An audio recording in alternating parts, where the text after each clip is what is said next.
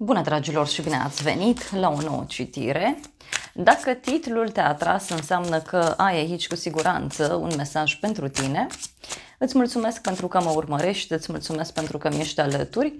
Dacă vrei și tu astfel de citire, te invit oricând, cu drag, doar pe aplicația de tarot și astrologie, Cristina Zurba, disponibilă atât pe iPhone cât și pe Android. De asemenea, te invit cu drag și pe Destiny, platforma pe care îți poți întâlni sufletul pereche. Mai nou este și ca aplicație și o poți instala pe telefon. Acolo îți găsești persoane compatibile cu tine din punct de vedere astrologic și numerologic. Te invit cu drag. Ai link în primul comentariu. Hai să vedem așadar pentru tine, pentru casă, în curând, în viitor, ce nu știi pe neașteptate și ce o să te mire. Multe cărți. Simt eu să-ți transmit că starea ta de spirit acum va influența ceea ce se va petrece în viitorul puțin mai îndepărtat. 3 de spade, 8 de monede, 8 de cupe. Parcă pe de o parte ești cu o împlinire, o fericire, e un proiect care a funcționat, e o realizare, o avansare, ceva bun, însă pe de altă parte văd și o oarecare tristețe. Da?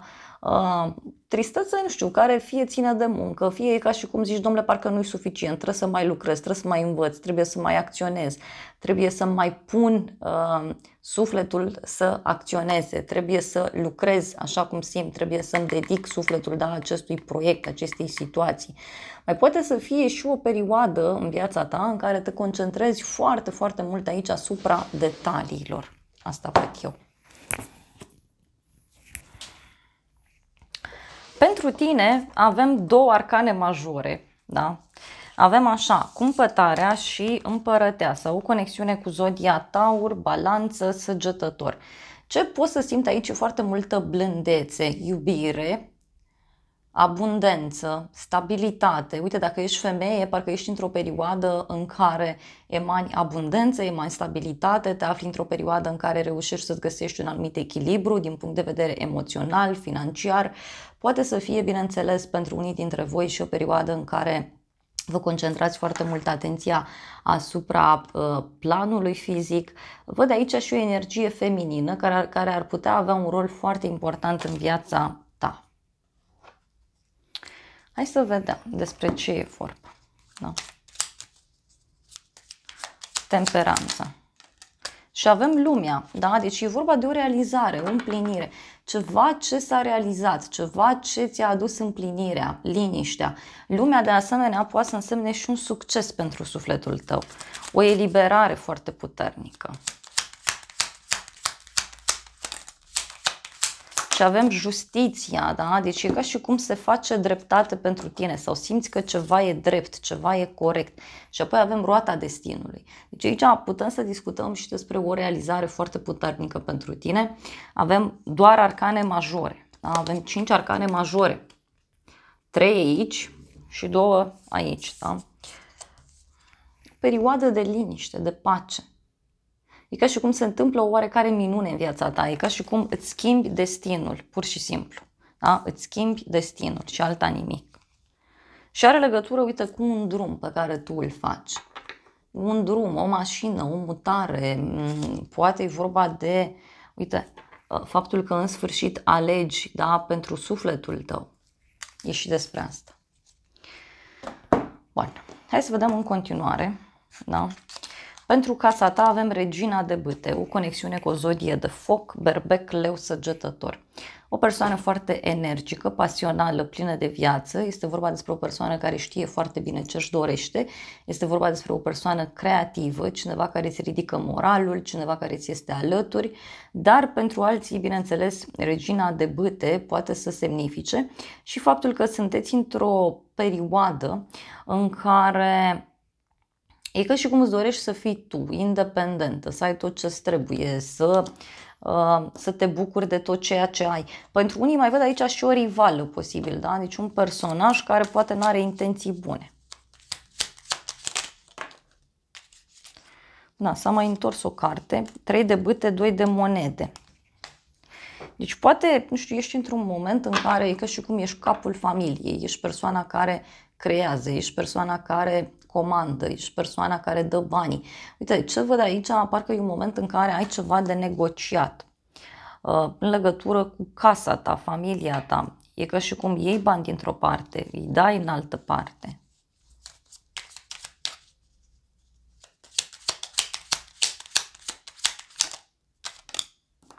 Îndrăgostiții, da? O conexiune cu zodia Gemeni, poate să fie și o perioadă în care ai de luat o decizie aici importantă, între minte și inimă.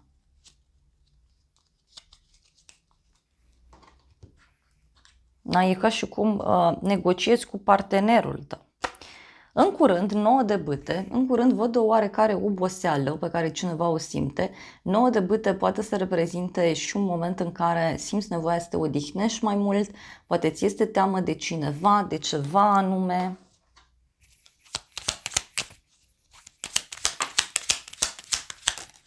Cavalerul de spade, 7 de bâte.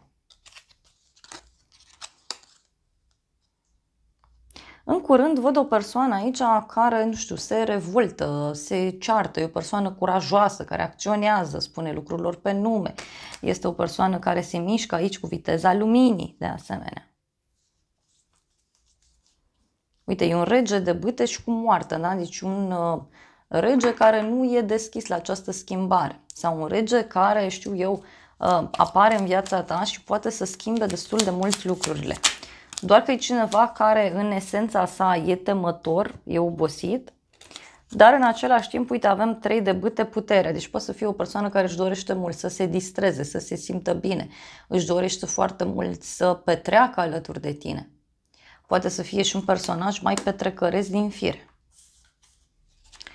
În viitor, arcana majoră, moartea, o conexiune cu un scorpion. În viitor văd aici o transformare foarte puternică prin care tu treci. Moartea poate să reprezinte și un moment în care iei o hotărâre importantă privind cariera, statutul, privind o relație, dar e ca și cum treci printr-o transformare extrem de puternică a vieții tale. Ia să vedem în viitor.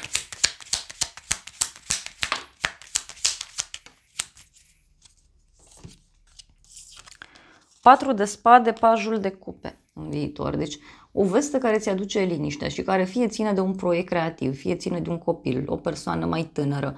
Poate să fie vorba și despre o invitație pe care o primești și care ți aduce liniștea.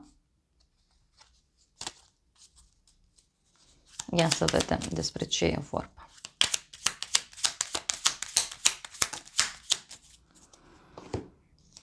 Nebunul, 2 de spade. Deci, dragilor, aici poate să fie o veste care vă lasă fără cuvinte.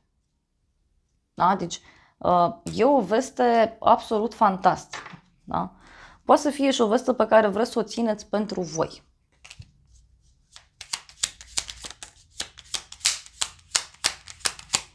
Iar a ieșit moartea și 6 de cupe. O legătură, uite, cu zodia Scorpion. Mai avem aici... Poate să fie și o transformare puternică legată de un suflet pereche sau poate e un moment în care tu faci pace cu trecutul. E un moment în care tu faci pace cu viața ta.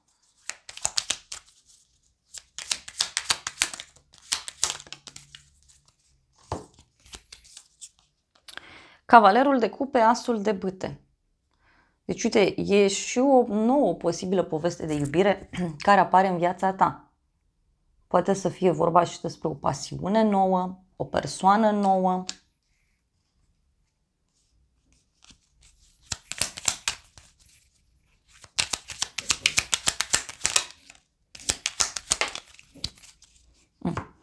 Patru de monede, asul de monede. Cred eu aici în viitor că urmează o transformare profundă pentru tine. Da? Poate să fie și acea dovadă, acea siguranță pe care o primești și care pur și simplu te, nu știu, te ajută să te relaxezi și să faci această schimbare. Uite, e vorba de o relație pe termen lung sau e vorba de ceva ce s-a așteptat. Ce nu știi tu, 5 de cupe. Cineva plânge aici după trecut. E o persoană care regretă ceva anume, e o persoană care se uită foarte mult spre ceva ce a pierdut, spre ceva ce nu mai funcționează. Ia să vedem ce e cu acest 5 de cupe. Avem 6 de monede, regina de monede, o conexiune cu o zodie de pământ. Taur, Fecioară, Capricorn. Ce nu știi tu, e vorba de un personaj din viața ta căruia îi pare rău după niște bani sau un personaj căruia îi pare rău după ceva care ține de partea financiară. Cuiva îi pare rău, nu știu, că nu te poate ajuta, că nu-ți poate da.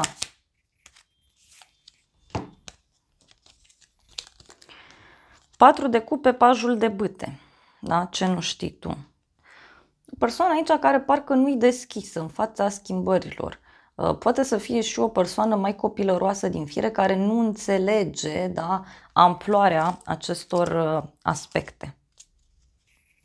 Uite, poate e cineva care are o problemă aici de sănătate, o problemă financiară, cineva care are un blocaj.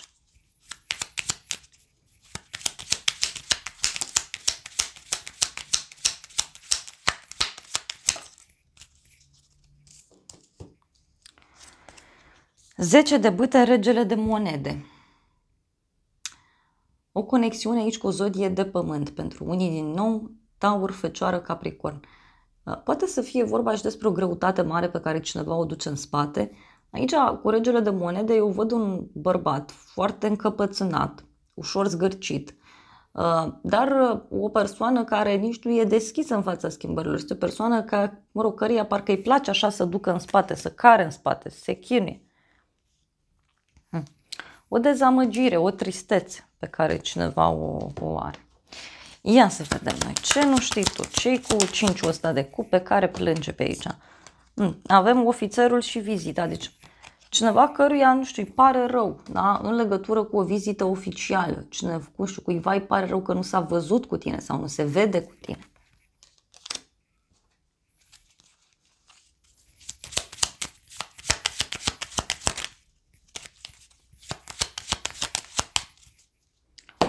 Și avem aici așa, drumul și dragostea. Cineva care face sau care vrea să facă un drum către tine din dragoste sau vrea să te invite la un drum.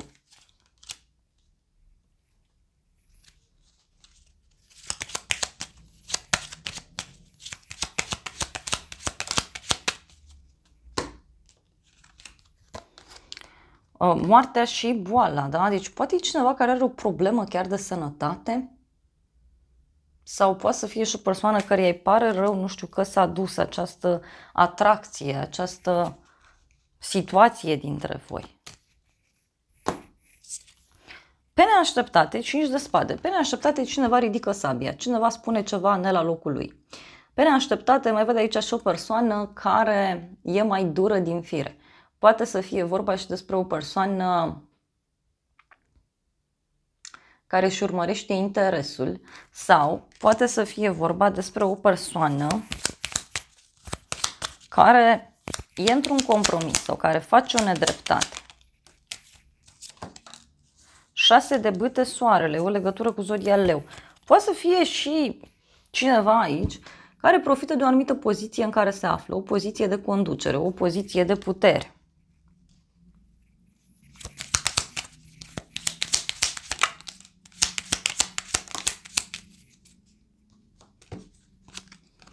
Trei de spade, împăratul, o conexiune cu zodia Berbec. Deci cineva aici care e cu inima rănită, e vorba de un bărbat care are inima rănită și care reacționează într-un mod cam impulsiv, cam ciudat. Care poate să spună ceva de genul, că tu nu faci nimic fără mine, că eu sunt acolo undeva sus. Și avem și 8-ul de cupe. Pe neașteptate. Cineva renunță la ceva anume.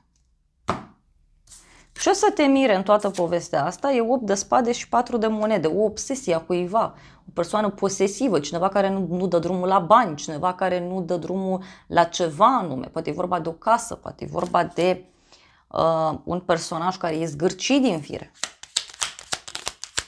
Da? Cineva care are o obsesie aici din punct de vedere financiar. 10 de cupe, marele preot și luna, o legătură cu zodia Pești și zodia Taur. Ce să te mire pe tine aici? Aici cineva care are un ideal. Da? Dacă discutăm de o relație, dacă discutăm de o colaborare, dacă discutăm despre o poveste de iubire, poate e cineva care vede lucrurile puțin distorsionat și e un personaj, știu eu, poate chiar cu niște vicii. Poate să fie și cineva care zice, eu nu renunț la proiectul ăsta, la relația asta, la locul ăsta de muncă. Poate cineva care la o vreme de seară poate are mintea tulbure și reacționează într-un mod ciudat. Că din nou avem 8 de spade și 3 de monede. Da? Deci poate să fie, uite, surpriza să aibă legătură și cu cineva care are ca un fel de obsesie aici.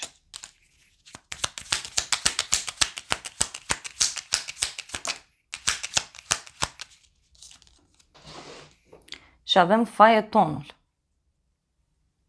Da? O legătură cu zodia Rac. Ce o să te mire. Deci putem să discutăm și despre faptul că cineva, nu știu, vine către tine. Mai agitat, mai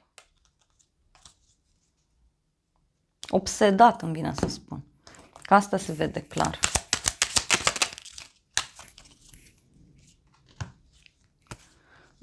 E o persoană cu probleme și cineva care parcă visează. Deci e cineva care se află într-o perioadă în care totul se dărâmă. Sau e ca și cum omul ăsta trece printr-un fel de schimbare în viața sa. Da? Se dărâmă ceva, se rupe ceva și omul ăsta pur și simplu parcă nu înțelege.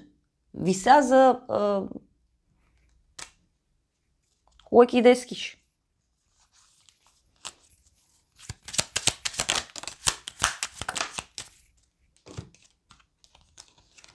Copilul și fidelitatea.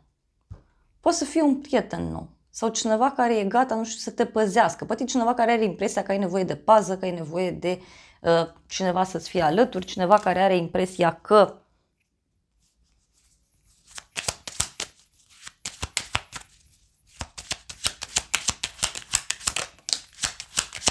ești potrivit sau potrivită. Mai avem așa, bucuria și drumul. Și poate cineva, nu știu, care vine așa să petreacă, da? Vine așa să se bucure. Dar poate să fie și cineva nou care apare în viața ta și care schimbă destul de mult regulile jocului. Avem casa, văduvul și copilul. Cineva regretă. Aici, uite, e un bărbat care regretă ceva în legătură cu o casă, un copil, poate ceva legat de o casă nouă, un membru nou în familie. Pentru alții poate e ceva aici legat de un nou început.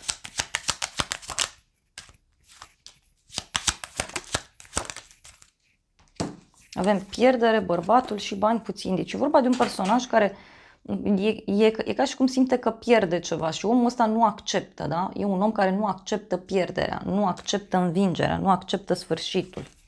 Și va încerca aici să zică tot felul de lucruri, dar e important să îl lași să vorbească. Ia să vedem ce zice oracolul.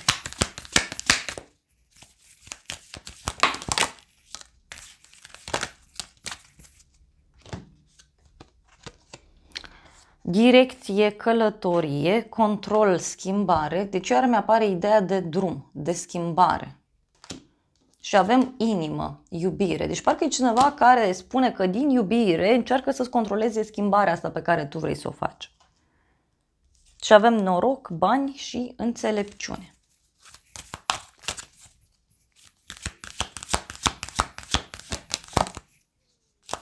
Și avem așa, surpriză și noroc și bani. Da? Deci un noroc pe care l-ai tu aici din punct de vedere financiar. Asta văd. Distanță, călătorie și prietenie. Deci parcă e cineva care te invită la drum. Sau cineva care îți propune prietenie. Doar că, repet, poate să fie și un personaj aici care e trist, e supărat, pentru că văd pe cineva care stă și suferă, stă și își linge rănile și deodată așa o să vezi că explodează.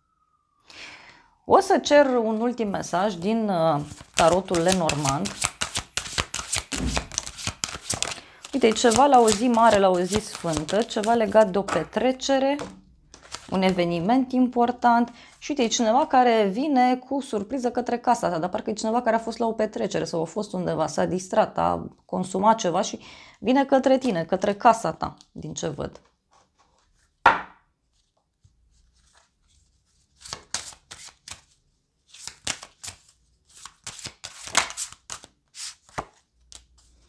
Cineva care vine cu gând de ceartă, da? De pedeapsă.